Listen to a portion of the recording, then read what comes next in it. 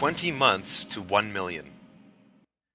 Being the owner of multiple businesses, I am always conscious of my money from a personal and professional perspective.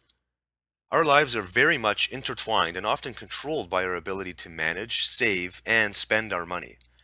I was recently reminded of a great concept that I learned about when I was a teenager. If a person were to take $1, invest the dollar in an asset, and then sell the asset for $2, they will have then taken the first step in a 20-month process of accumulating $1 million. The only habit that would need to be created is the habit of doubling the amount of money in hand every month for 20 months. Here is how the math would work out. Start off with $1. End of month 1, you have $2. End of month 2, you have $4. End of month 3, you have $8. Month 4, $16, and so on.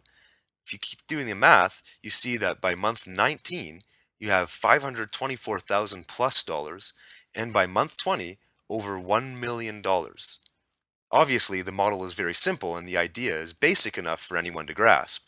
However, I'd like to expand on the underlying psychology of this concept.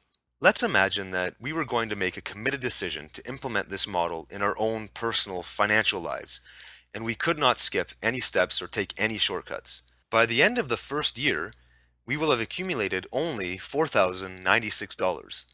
This means that in the next 8 months, we will have to amass $995,904 more than we currently have to reach the $1 million level.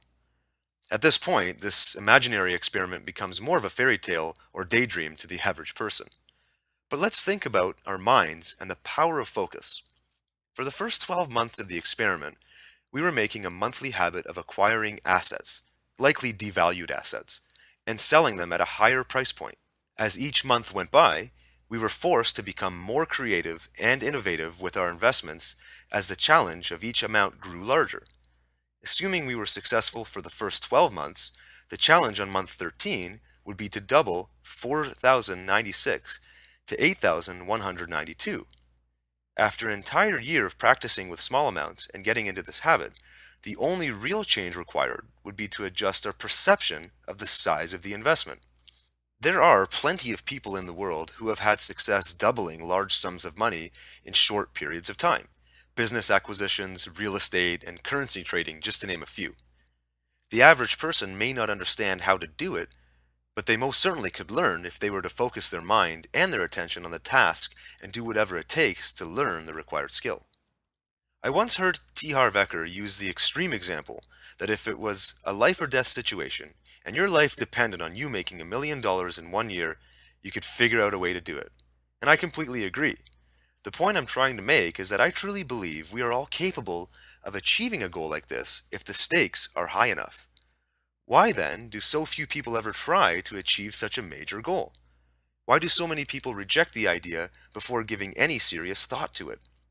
There are probably a number of reasons, but from my perspective, the primary reason a person would never attempt a goal like this is because in their heart, they don't believe they can do it. If they did believe they could achieve the goal, would they not be actively working on it? Of course they would. With that in mind, we can begin to understand the powerful role that beliefs play in our lives. From the standpoint of our minds, a psychologist would say that a belief is nothing more than an idea that we have consciously accepted as true and ingrained as part of our subconscious conditioning. If we are holding on to beliefs that limit us and keep us from taking action on a life-changing idea, with the proper awareness, we can make the conscious decision to formulate a new belief that supports us in our big life goals. I think it's both healthy and wise for every person to take time out regularly to examine their habits of thought. Since this audio is centered around the idea of financial goals and money, I would encourage you to step back and review your personal thought processes when you were introduced to the idea of 20 months to 1 million. If you rejected the idea as something that was unrealistic or out of your level of capability, take some time to examine the belief you are holding on to that is causing you to reject this idea. What other limiting beliefs have crept into your mind that are no longer serving you?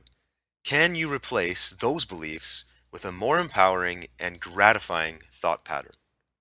Thanks for listening to 20 Months to 1 Million.